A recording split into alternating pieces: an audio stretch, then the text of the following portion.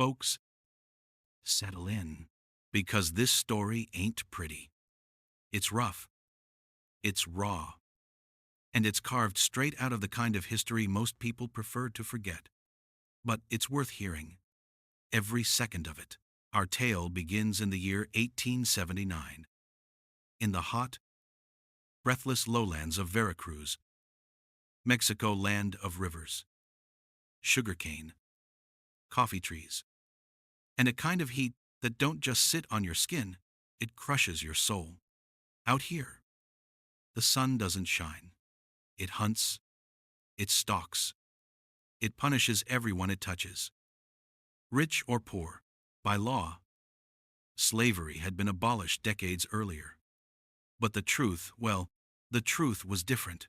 On paper, everyone was free. But in practice, thousands were chained to landowners through something called eternal debts, a polite way of saying slavery got a new name. But the whip didn't. The shackles didn't. The cruelty sure didn't. And nowhere was that more true than on the sprawling plantation known as Hacienda Santa Gertrudis. It sat wide and proud on the horizon, a kingdom of coffee and cane stretching farther than the eye could track. They said if you started walking at sunrise, you wouldn't reach the far fence line till sundown. They also said nobody who entered Santa Gertrudis left the same, and some never left at all. The man who ruled over this empire was Don Rodrigo Velasco, rich as a railway baron, cruel as a rattlesnake cornered in a dry well. Rodrigo came from old money soaked in land, blood, and the backs of the men who worked it. To him, human beings weren't souls. They were tools, instruments, something to use and break and replace when needed. Folks whispered that he had the coldest eyes in all Veracruz, the kind of eyes that didn't see people, just obedience, or the lack of it, and God help the man who offered him the lack of it. Under his command, Santa Gertrudis became a place where hope went to die, where sunburnt backs bent over fields until they bled, where children were born owing debts they didn't choose, where the crack of the whip wasn't a sound, it was the rhythm of life itself, marking the hours more faithfully than any church bell. But as dark as Santa Gertrudis was, it held one soul whose suffering ran deeper than the rest, even though she lived in silk instead of rags. Her name was Catalina Velasco, 23 years old, beautiful by every measure the world cared about, fluent in 3 languages, trained in piano and embroidery, raised to be a perfect lady in the eyes of society. And yet, she was the most imprisoned person on the entire estate. Catalina had been married off at 16, sold, in a way, into a union she never asked for. Rodrigo wanted a young, elegant wife to decorate his household, something to impress investors and visiting officials, something to display at parties like a stallion or a painting. He got what he wanted. A flawless wife, a polished Yule, a silent ornament. But what the world didn't see, what nobody cared to look for, was the slow death taking place behind the walls of that grand hacienda. Catalina walked its hallways like a ghost draped in white linen. She smiled when she was expected to, spoke only when spoken to, held her posture straight, her chin high, her voice soft, just like her nannies and tutors trained her to. But inside, she was suffocating. The servants whispered that if you passed her door late at night, you could hear her sobbing behind it. That each morning, when the rooster crowed, she emerged, looking like she'd survived a storm no one else could see. She moved with a sort of careful slowness, like a woman who'd learned to flinch before every touch.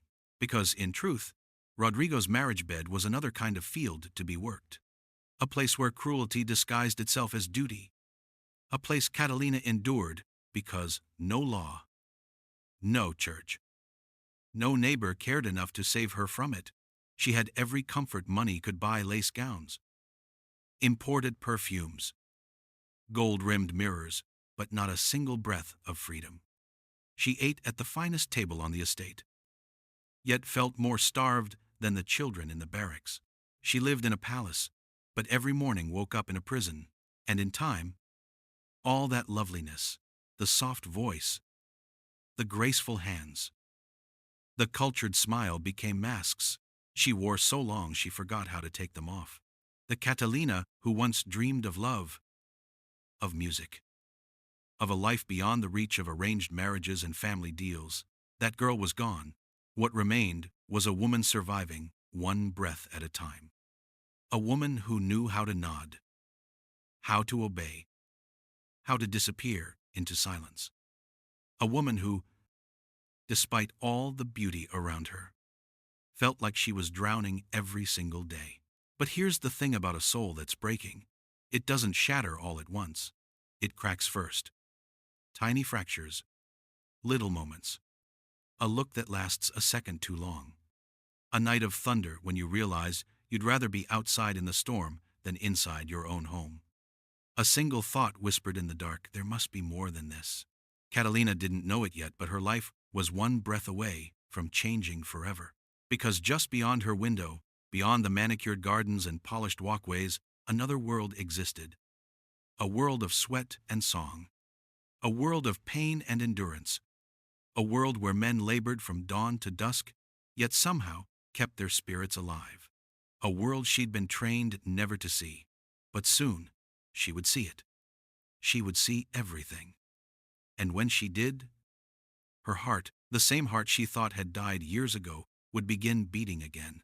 And from that heartbeat would come a story so dangerous, so forbidden, and so full of courage that it would shake the very foundations of Santa Gertrudis.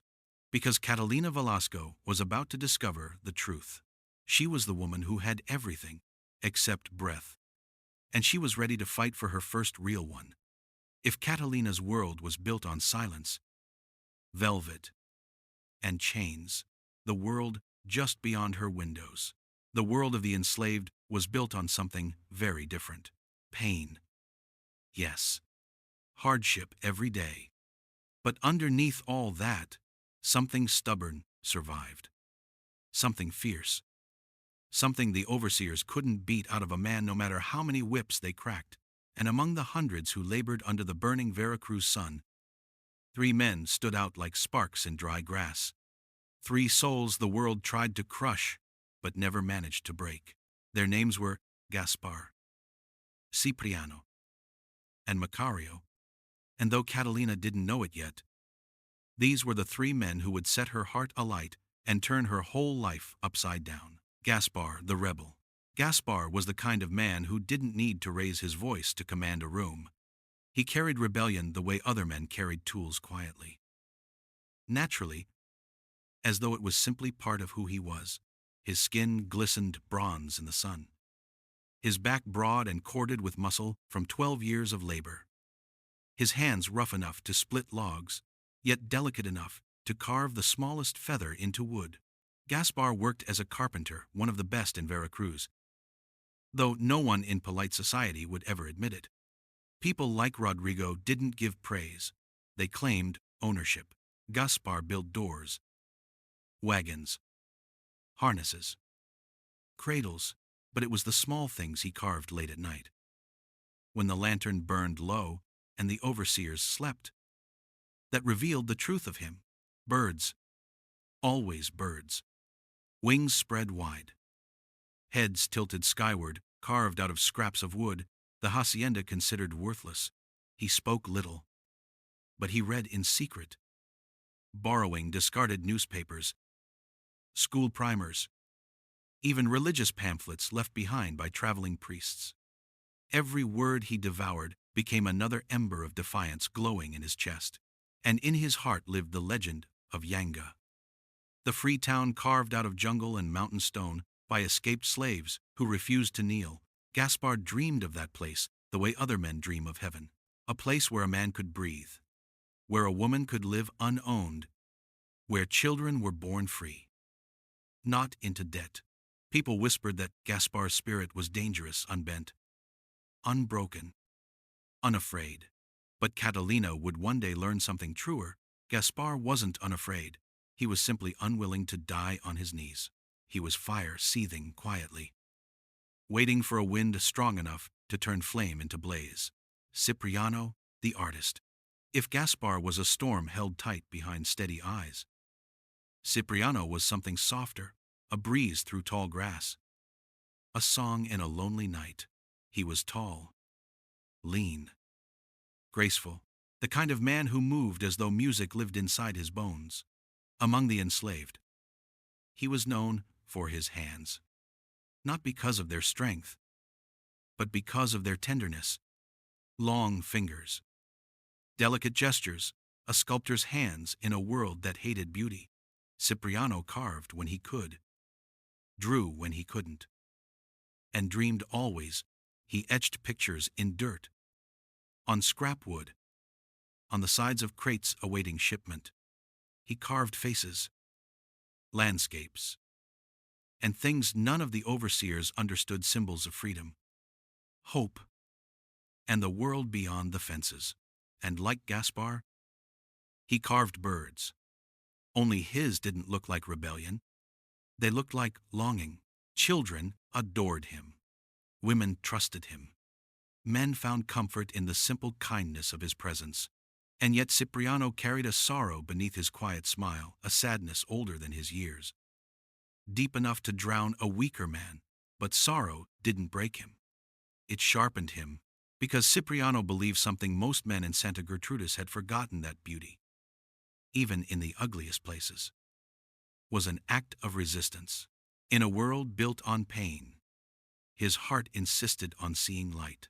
If Gaspar was flame, Cipriano was the glow that comes after, soft, steady, refusing to go out. He was tenderness, the kind a suffering world desperately needed but rarely deserved. Macario the healer. And then there was Macario, the largest of the three, the quietest, the one even the overseers kept a wary distance from, not because he was violent, but because there was something ancient about him, something unshakable. Macario carried his history the way a tree carries its roots, deep, invisible, essential. He knew herbs that could stop bleeding, roots that calmed fever, leaves that coaxed nightmares away. He carried a pouch of powders, plants, and beads, each with meaning passed down through generations, stretching back to Africa. The community trusted him with their suffering, physical and otherwise. Mothers brought him children burning with fever. Old men sought him for aches they'd carried since youth. Young ones whispered their fears to him at night. Macario never raised his voice, never boasted, never lectured. He simply listened. And when he spoke, his words carried the weight of someone who understood both body and spirit, and knew they were bound together in ways the hacienda would never understand. Strength, wisdom, protection, these were the pillars Macario lived by. If Gaspar was fire, and Cipriano was the soft glow of hope, then Macario was earth steady, grounding, unmovable. He had seen cruelty, survived it, and carried its scars with quiet dignity. And though he never said it aloud, he would die before letting harm come to those he considered family. 3 men, 3 souls the world tried to crush. 3 lives forged from suffering yet still burning with defiance, hope, and ancestral strength.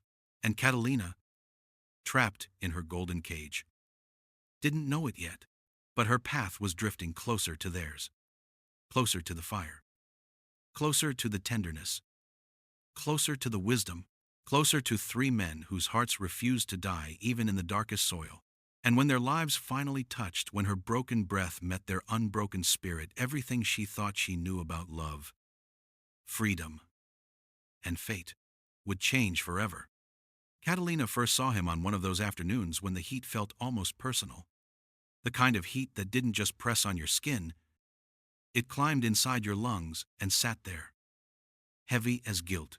She had stepped out onto the upper balcony of the big house, more out of habit than desire, a book of French poetry open in her hands. Eyes skimming words she no longer truly read. Below her, the hacienda buzzed in its usual, miserable rhythm. Men in the fields bending under the sun, the distant bark of an overseer. The faint crack of a whip cutting the air. Nothing new, nothing different. Just another day in the land where people pretended slavery was gone by calling it another name. And then she saw him. At first, he was just a shape by the stables, a man working on a broken door, no shirt, skin slick with sweat, muscles working beneath bronze flesh as he planed the wood in measured strokes. She might have looked past him, the way she'd trained herself to look past everything. But something in the way he moved caught her. There was purpose there, not the frantic pace of terror, not the numb repetition of defeated men, but a steady, controlled strength, like somebody who refused to hurry for another man's whip. She found herself watching him. The book slid a little in her fingers. He straightened for a moment to reach for another plank. That was when his face turned just enough for the light to catch his profile. Strong jaw, sweat along his brow, eyes dark and sharp, focused on his work. In that moment, he felt her gaze. He turned his head fully, almost by instinct, and their eyes met. It lasted less than a heartbeat. A second, maybe two. But something passed between them in that sliver of time, something that had nothing to do with class, or race, or status, and everything to do with two souls that recognized the same kind of prison. He dropped his eyes quickly. He had to. A man in chains didn't dare hold his mistress's gaze, but Catalina's fingers trembled around the book. Because in those eyes, before they turned away, she had seen intelligence, and pain, and a quiet, stubborn refusal to fully surrender. Something inside her, long buried, gave a weak kick, like a half-dead bird trying to move its wings again. She shut the book, went back inside, told herself it was nothing. But that night, when she closed her eyes, it wasn't the lines of elegant poetry that floated through her mind. It was the look of a man who knew he was trapped and still hadn't given up fighting on the inside. Sleep didn't come easy for Catalina. It hadn't for years. Most nights, she lay in that soft bed that might as well have been a stone coffin, staring at the ceiling while memories and fears crawled across her thoughts. Sometimes, she thought she felt the walls closing in. Sometimes, she thought she could hear her own heart asking, "Is this it? Is this all there will ever be?" On this night, something else kept her awake. A sound, soft at first, barely a whisper through the shuttered windows. Music. She sat up, barefoot, nightgown loose around her wrists. The house was dark and still. Rodrigo gone on one of his endless trips. Servants long since asleep. But outside, there it was again. A bright, plucked rhythm. A quick little melody that somehow carried both joy and sorrow at once. The kind of music that made your heel want to tap even while your throat tightened for reasons you couldn't name. She knew what it was. She'd heard it carried on the wind before. Late on nights when the workers thought everyone important was asleep, son jarocho. The music of the people her world had turned into property. She'd been raised to ignore that sound, to think of it as noise, as something beneath the notice of a lady. But tonight, it felt like a rope thrown out into deep water. Before she had time to talk herself out of it, Catalina reached for a dark shawl, wrapped it loosely around her shoulders, and slipped out of her room. No maid followed. No one stopped her. The big house, so loud in the day, was as quiet as a tomb at night. Her bare feet moved over cool tile, down the stairs, through dim hallways that smelled of old incense and polished wood. With each step, the music grew clearer, guitar-like strings, a heartbeat rhythm, voices raising a song in a language of survival. She stepped outside. The night air smelled of jasmine and damp earth. The sky hung heavy with stars. And somewhere out past the main courtyard, near the stables and the barracks, The music moved like a living thing. She didn't walk toward the barracks. Somewhere deep inside, even through her loneliness, she understood the danger of being seen there. But the stables were close enough for sound, close enough for air, close enough, maybe, for one breath that didn't feel stolen. She moved in that direction. Shawl pulled tighter, heart knocking faster than it ever did at the fancy parties her husband threw. Her life had been ruled by schedule, expectation, command. This was the first choice she'd made in years that didn't belong to someone else.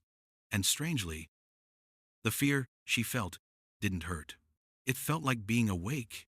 She found him there by the stables, not the musicians, they were further off. Their song drifting through the darkness like a secret shared between stars. But him, the man from the afternoon, Gaspar, he was alone. Lantern hanging from a hook near his shoulder, casting warm light across wood shavings scattered on the packed earth. The broken stable door lay half-finished beside him. In his hands, he held something smaller, a scrap of wood he was carving with a short, worn knife. He didn't hear her at first. All his focus was on that little piece of wood, on each patient cut, each curve taking shape. Catalina stood in the shadow for a moment, watching. She didn't know why she felt nervous. He was a slave. She was the owner's wife, according to the world. The distance between them was absolute. But watching him there, bent over his work, face relaxed in a way it never would be under an overseer's eye, she didn't feel like a lady looking at property. She felt like a drowning woman watching someone else take a clean breath. She shifted her weight. A small sound, a shoe scuff, the faint rustle of her shawl. Gaspar froze. His head snapped up. His eyes found her, and in an instant, fear crashed over his features. The knife dropped from his hand. He went to his knees so fast it startled her. Head bowed, shoulders tight. Patrona. He choked out, voice rough. I didn't know you were here. I didn't mean. It hit her then. All at once, the power she carried just by standing there. The kind of fear her presence could summon. Even when she meant no harm, she hated it. Please, she said softly, the word out before she could stop it. Don't apologize. Stand up. He hesitated. Obedience, fear, self-preservation, all those instincts raised by whips and threats warred with something else inside him. Then, slowly, he stood, eyes still lowered, hands unsteady. Why are you working so late? She asked. He swallowed. The foreman said the door must be finished by morning. Señora, she glanced at the door. Even without a carpenter's eye, she could tell it was already solid. Strong. More than good enough. This wasn't duty. It was punishment disguised as work. She searched his face. This could wait. She murmured, you should rest. For the first time since she'd arrived, he lifted his gaze enough to meet hers. It was a dangerous thing for him to do. They both knew it, but he did it anyway. And in that look, all the careful distance between them buckled, because he asked her a question with his eyes before he ever moved his lips. Why aren't you resting? Señora, the words followed a moment later. Quiet, respectful, but undeniable. And you, Señora, he said, why are you not sleeping? It was the first time in years anyone had spoken to her like that, not as a figure on a pedestal, not as something pretty and distant, but as another human being. She could have lied. She almost did. Instead, she heard herself answer with a truth that surprised her. I can't sleep, she whispered. I haven't. For a very long time. Something softened in his face. The fear didn't vanish. Fear like his didn't vanish in an instant, but beside it, another emotion rose, a quiet, aching understanding.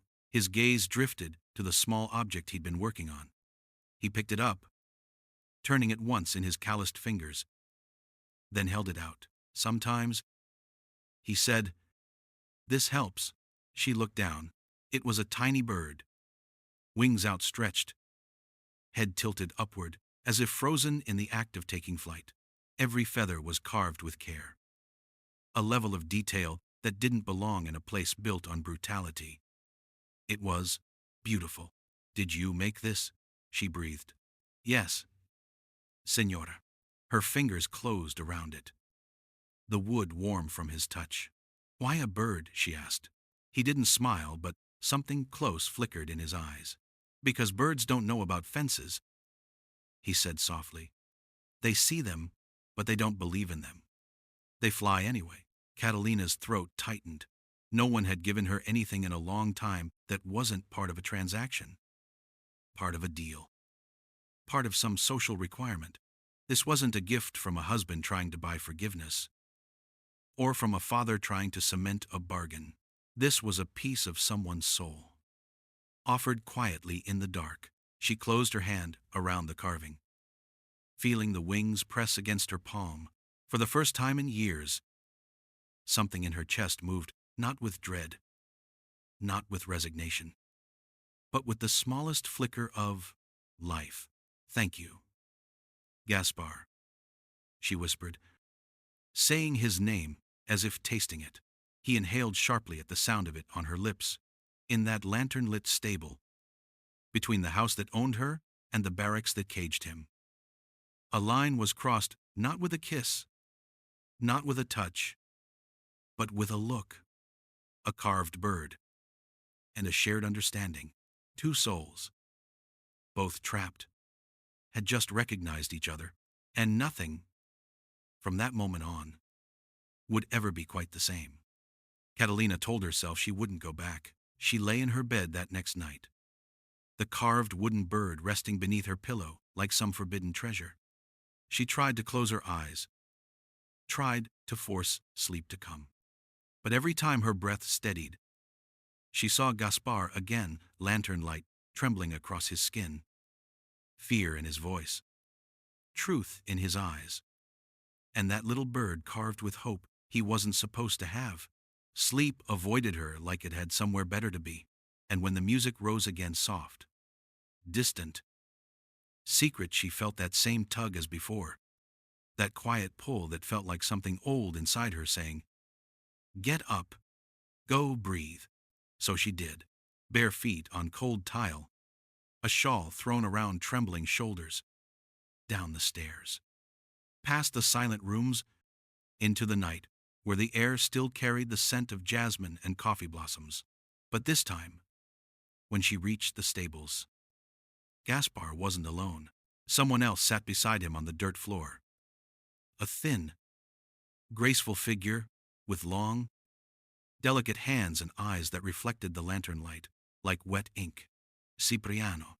He stood quickly when he saw her, fear and confusion flashing across his face.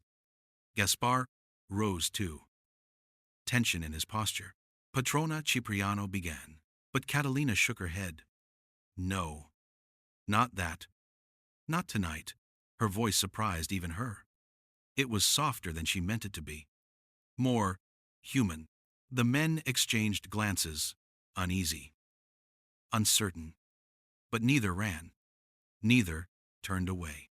She noticed then the small loaf of bread between them, hard, old, barely edible. A single loaf, meant for two hungry men who had given most of their rations away to others who needed it worse. Cipriano bent slowly, picked it up, and held it out to her with a kind of reverence. Catalina hesitated at first, her upbringing screaming inside her head. Ladies do not share meals with slaves. Ladies do not sit on dirt floors. Ladies do not break bread meant for starving men. But she wasn't a lady tonight. She was just a tired woman who hadn't spoken an honest word in years. She sat down, on the dirt, in her nightgown, next to two men who should have feared her. Gaspar and Cipriano both stiffened, not knowing what to do with this breach of every rule they'd ever lived under. But slowly, cautiously, they sank down beside her. Cipriano broke off a small piece of the bread and placed it in her hand. It tasted terrible. Dry, stale, close to mold. She swallowed it anyway, and for the first time in her life, Catalina Velasco understood the taste of humility, of being equal. If only for a moment. She wiped her mouth. "This bread is awful," she said. Voice cracking, Cipriano's eyes widened with panic. I'm sorry, Senora. We didn't mean," but she shook her head, almost laughing through the tightness in her throat. "I'm not angry at you. I'm angry at this world. That you eat this while my table overflows." Gaspar looked at her then. Really looked like he was seeing parts of her she'd never let anyone see. And for the first time, he spoke without fear in his voice. "It isn't your fault. No," she whispered. "But I'm part of the system that hurts you." Gaspar didn't answer. Cipriano didn't either. But both men heard her. More importantly, they believed she meant it. For a long moment, they sat in silence. Three souls from three different worlds, sharing the same piece of awful bread, the same quiet misery, the same faint glimmer of understanding. That was when a shadow crossed the stable doorway. A tall figure stepped inside. Shoulders broad, presence calm and heavy. Macario. Catalina startled, pulling her shawl tight. Gaspar and Cipriano rose out of instinct, back straightening, but Macario lifted a slow hand, stopping them. "I heard voices," he said. His tone was neither accusatory nor fearful, just steady. "I wanted to be sure no one was in danger." He looked at Catalina, not at her dress, not at her status, but at her eyes, and whatever he saw there made his own soften. "If you wish me gone, I can leave," he said gently. "No," Catalina replied. A single word, but full of something the three men hadn't heard from her before. "Need?" Macario stepped inside. He carried a small cloth pouch tied at the top. When he knelt, the lantern's warm glow caught the scar on his cheek, old, faded, yet impossible to ignore. He opened the pouch and removed a bundle of herbs, crushed and wrapped. "For nightmares," he said softly. "You look like someone who hasn't slept in years." Catalina's breath caught. He wasn't wrong. She reached out with shaking fingers. When her hand brushed his, just barely, she felt warmth rush through her chest, as if someone had struck a match inside her ribs. Macario held her gaze. "Nightmares," he repeated quietly, "are a sign of a soul drowning." At those words, at that simple truth, spoken without judgment, something inside her broke. It wasn't a dramatic collapse. It wasn't a scream. It was quieter than that. More painful. Her eyes pooled. Her lips trembled. And suddenly, after years of silence and control and surviving, Catalina Velasco began to cry. Gaspar froze, unsure whether to reach for her. Cipriano covered his mouth. Stunned, Macario simply bowed his head and let her weep. Her tears were soundless, just a steady stream of pain that'd been locked away too long. And in that circle of midnight confession, no one laughed at her weakness. No one told her to stop. No one dared shame her. For the first time in years, Catalina cried in front of people who actually cared. And that was the moment, the exact moment, when her loneliness finally met their longing. The nights that followed did not happen by accident. They became ritual. The big house slept. The foreman snored. The moon climbed high. And Catalina slipped from her room like a woman walking toward the part of her heart she'd forgotten existed. Every night, the stable glowed with a single lantern. Every night, the three men waited not in expectation, but in hope. She learned pieces of them bit by bit. Gaspar taught her how to pluck a string on the jarana, her shaking fingers clumsy at first, but his patience endless. Music, he said, was memory. And memory was a kind of freedom. Cipriano taught her to draw curves and shadows on scrap wood, how lines told stories the world often ignored. He showed her birds again and again. Someday, he murmured, I'll draw one that flies off the page. Macario taught her which roots soothe pain, which leaves chased fear, which teas quieted a trembling mind. From him she learned how ancient wisdom moved through hands, and how healing required more than herbs, it required presence. Together, they talked of small things, songs they liked, dreams they'd once had, things that made them laugh. Together, they spoke of hard things, pain, injustice, the ways a soul could die long before a body did. Together, they built something none of them had names for yet. It wasn't romance. Not yet. Not in the way the world understood it. It was trust. It was light. It was the first warm place Catalina had known in years. And for these three men beaten down by a lifetime of cruelty, it was the first time someone looked at them and saw human beings. Night after night, their circle grew stronger. Four spirits drawn together not by temptation, but by a shared hunger to feel alive. Before love came, before danger exploded, before the world tried to tear them apart, they were a family in the dark, a small hidden world where Catalina finally breathed, and Gaspar finally hoped, and Cipriano finally created, and Macario finally healed someone who needed more than herbs. It was fragile, impossible, forbidden, and yet it was real, more real than anything Catalina had ever known. And it was only the beginning. Night after night, Catalina returned to that circle of warmth in the stables. Night after night, she shed one more layer of fear, and the three men, Gaspar, Cipriano, and Macario, shed one more layer of guarded silence. But nothing that beautiful can stay unspoken forever. It was a warm night, the kind where the lantern burned low and the world felt almost gentle. Catalina had just finished an off-key attempt at the Jarana Gaspar, smiling softly as she laughed at her own mistakes when the mood in the room shifted. Gaspar set the instrument down. Cipriano's hands stilled over his carving. Macario looked at the ground, jaw tight. Something heavy hung in the air. Something inevitable. Gaspar was the one who broke the silence. Catalina, he said quietly. This is dangerous. She blinked, taken aback. Dangerous. Everything in her life was dangerous. But this circle, these nights felt like the only safe place she had left. Cipriano swallowed hard, voice trembling despite his calm nature.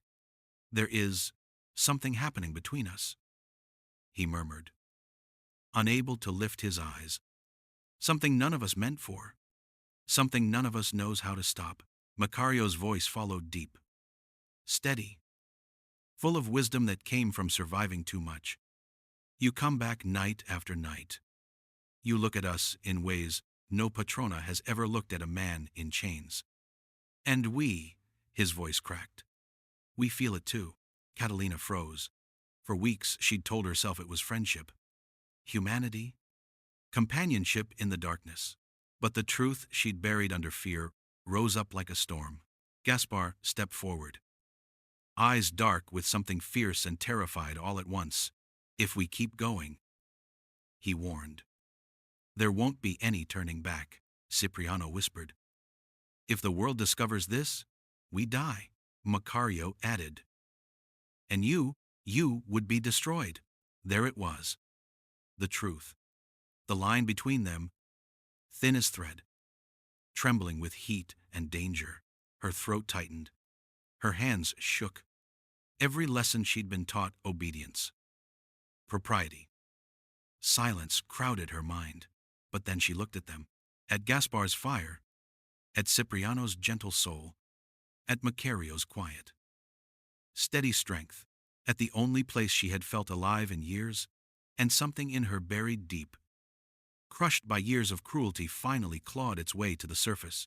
Her voice came out raw, honest, stripped bare. I am dying in that house. she whispered. With you, I breathe.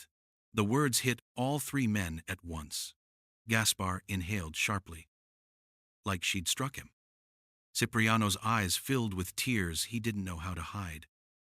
Macario bowed his head, murmuring something soft, almost a prayer. Catalina continued, her voice steadying as truth poured out. I am not asking for safety. I am not asking for forgiveness. I am telling you, when I am with you, I remember what it feels like to be human. Gaspar stepped closer, so close she could feel the heat off his skin. Catalina, he whispered, if we cross this line, everything changes. Let it change. She breathed. Let something finally change. Silence. Thick. Electric. Sacred. Gaspar reached for her face. Slowly. Giving her every chance to step back. She didn't. And when his lips touched hers, it wasn't lust. It wasn't possession. It wasn't the rough, selfish taking she'd known in her marriage. It was fire, a spark of life igniting, in a woman who thought all her flames had gone cold. When they finally pulled apart, Catalina was trembling. Cipriano stood before her then, eyes full of worry, hope, fear, and tenderness all at once. You don't have to, he whispered. I want to, she answered. His kiss was different, soft, reverent, full of quiet emotion he had carried alone for too long. A kiss like a poem carved into her soul. And then Macario, the man who healed others but never let anyone heal him. He touched her cheek like she was something fragile and precious. Are you certain? He asked. She nodded, and when his lips met hers, it felt like stepping into a warmth she never knew existed, a place where safety wasn't a dream, but a pair of strong arms and a heart big enough to carry the weight of her pain. When the three men stepped back, breathing unsteady, Catalina pressed a hand to her chest, startled by the strength of her own heartbeat. The world outside that stable was brutal. It would not forgive this. It would not understand this. It would not tolerate this. But in that moment, she understood something deeper than fear. Love born out of suffering is the strongest kind. Because it is chosen, fought for, dared, in spite of everything, and under the lantern's glow, in the darkest corner of Santa Gertrudis, 4 souls broken, scarred, forbidden found the first fragile shape of something impossible, something dangerous, something worth risking everything for. For a while, it felt like the world had paused just long enough for 4 hearts to beat together in secret. Catalina lived her days in silence and her nights in stolen warmth. Gaspar's fire steadied her. Cipriano's gentleness softened her. Macario's wisdom held her together when she thought she might break. But nothing that beautiful stays hidden forever. And in Santa Gertrudis, shadows had eyes. Jacinto, the foreman, had always been a man who noticed things. He watched the workers with a predator's patience. He counted every tool, every minute, every whispered conversation. Suspicion was his natural state, and lately, the nights troubled him. He'd see a faint glow in the stables long after the lamps should have burned out. He'd hear the soft hum of voices carried on the breeze too low to make out words, too warm to be casual. He didn't know what he was hearing, but he knew what it wasn't. It wasn't work. It wasn't sleep. And it sure as hell wasn't something the patron would approve of. One night, he paused beside the stable door, just long enough to catch a sound he didn't expect. A woman's laugh. Soft, careful, forbidden. Jacinto narrowed his eyes. Something ain't right with the patrona, he muttered under his breath. Something ain't right at all. And from that moment on, he watched Catalina with the same cold attention he gave the slaves. Every step she took, every glance out the window, every moment she lingered near the courtyard where the men worked. His stare followed her like the point of a knife. Then, just as the world outside grew dangerous, Catalina's world inside shifted too. It began with a mist morning, then another, a wave of sickness that came with the dawn, her hands trembling over the wash basin, her heart pounding in her chest louder than any church bell. At first, she refused to believe it. She blamed poor sleep, the heat, stress. But when the truth settled in her bones, it came with a weight so heavy she had to grip the edge of the dresser to stay standing. She was pregnant. Catalina pressed both hands over her stomach. Heart racing, breath uneven, a child growing inside her. And the question everyone else in the world would ask, whose is it, became the least important question in her heart. What mattered was something far more urgent. How do we save it? Because if Rodrigo found out if that child was born with skin a shade darker than his own, there would be no mercy. Not for the baby. Not for the men. Not for her. That night, she returned to the only place she felt safe. Her steps were slow. Her shawl clutched tight, her secret trembling inside her like a trapped bird. When Gaspar saw her face, he knew. When Cipriano heard her voice crack, he knew. When Macario placed his large, gentle hand over hers, he knew before she even spoke the words. The silence that followed was thick with fear, but not regret. Gaspar was the first to move, pacing, muttering, planning. "We leave," he said. "We leave as soon as possible." Cipriano sat down hard, hands shaking. He had always imagined himself strong, but this news struck him like a blow. "A baby," he whispered. "A child. Ours." Macario lowered his head in deep thought. "Not yet," he said. "The child needs time. Catalina needs time. But we must prepare." That night, the escape plan was born, not out of hope, out of desperation. They began gathering food, just enough to go unnoticed, taken little by little from kitchen storage. Catalina stole coins from Rodrigo's desk, slipped maps from old cabinets, stitched spare clothes inside her dresses. The men hid small bundles near the far fence line, waterskins, dried beans, rope. Macario sketched routes in the dirt paths through jungle and foothills leading to the mountain palenques. The free towns whispered about among the enslaved. For months, they prepared in secret, waiting for the right moment. Then, without warning, the world shifted again. Rodrigo came home early. He strode into the hacienda with the heavy stomp of a man who smelled sin in the air. He studied Catalina longer than usual. He questioned the servants. He paced the halls at night. Something in him had sharpened, grown suspicious, hungry. And worst of all, Jacinto lingered at his side like a dog who'd finally found the scent he'd been tracking. The noose slowly, quietly began to tighten. The walls of Santa Gertrudis felt smaller. The nights felt shorter. Every footstep outside Catalina's window felt like a warning, and the four of them realized something terrifying. Whatever time they thought they had was gone. The storm wasn't coming. It was already here. The end didn't arrive quietly. It came roaring in like a storm, violent, merciless, and long overdue. It happened on a night when Catalina's heart was beating too fast and the sky above Santa Gertrudis was swollen with thunder. She sensed something wrong in the air, the same way animals sense an earthquake before it breaks. A trembling, a warning, a whisper of fate sharpening its blade.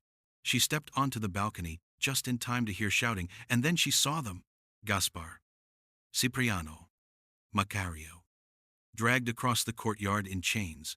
Jacinto marched beside them, his lips twisted in triumph. Rodrigo followed, gun in hand, rage burning bright enough to set the night itself on fire. Catalina flew down the stairs before she even realized she'd moved. Rodrigo spun toward her, eyes wild. "Tell me," he hissed. "Tell me the truth. Have you disgraced this house with these animals?" Gaspar lifted his chin despite the blood on his face. Cipriano trembled, but refused to bow.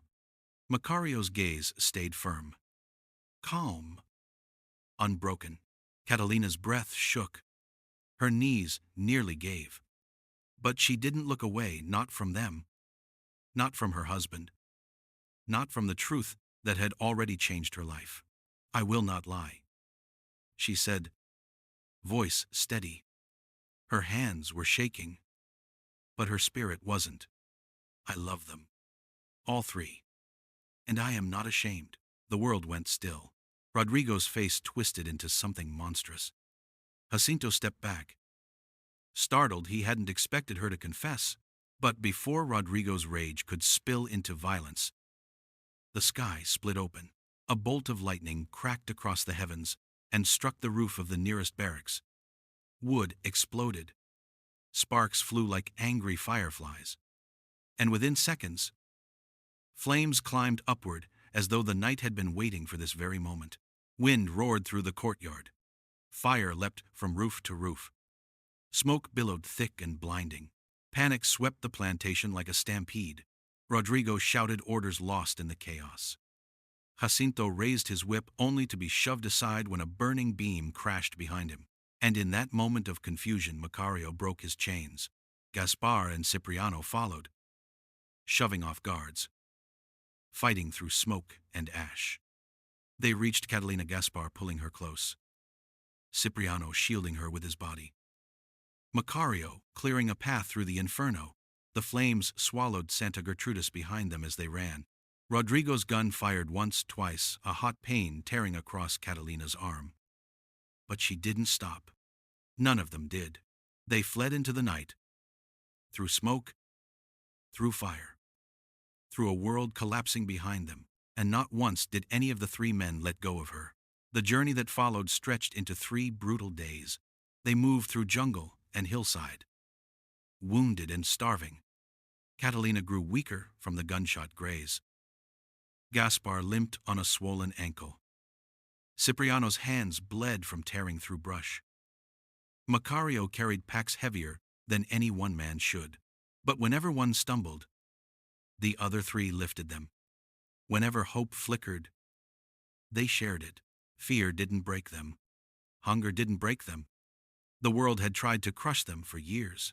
But love carried them where strength alone couldn't. On the morning of the 3rd day, a curtain of mist parted to reveal simple wooden huts in a hidden valley. A village built by escaped men and women, a palenque. Untouched by masters. Unseen by chains, people rushed toward them. Dark faces, worn faces, kind faces. "You're safe now," an elder woman said, touching Catalina's cheek. "You made it. You're free." Catalina collapsed into the arms of the men who'd saved her. Gaspar cried openly. Cipriano whispered thanks to whatever God was listening. Macario knelt, pressing his forehead to the earth. For the first time in her life, Catalina breathed without pain. Weeks passed, and one cold dawn, as the sun rose in a quiet pink haze, Catalina's cries echoed through the palenque. Hours later, she held a tiny newborn boy in her arms, Rafael. His skin a warm brown, his eyes dark and bright, his little hand gripping her finger with impossible strength. Gaspar touched the baby's hair with gentle wonder. Cipriano pressed his forehead to the child's. Macario whispered a blessing in an old tongue passed down by ancestors who survived oceans and chains. "We will raise him together," Gaspar said, voice thick with emotion. "He will grow free." Cipriano added, "Free in ways we never were." Macario finished, and Catalina smiled through tears because for the first time, she believed it. And so, folks, that is how one woman, 3 men, and a newborn child walked out of hell and into a life worth living. Out here, freedom ain't handed to you. You fight for it. You bleed for it. But if you've got the courage, sometimes you earn a life better than any you left behind. If this story moved you, share your thoughts down below. Hit that like button.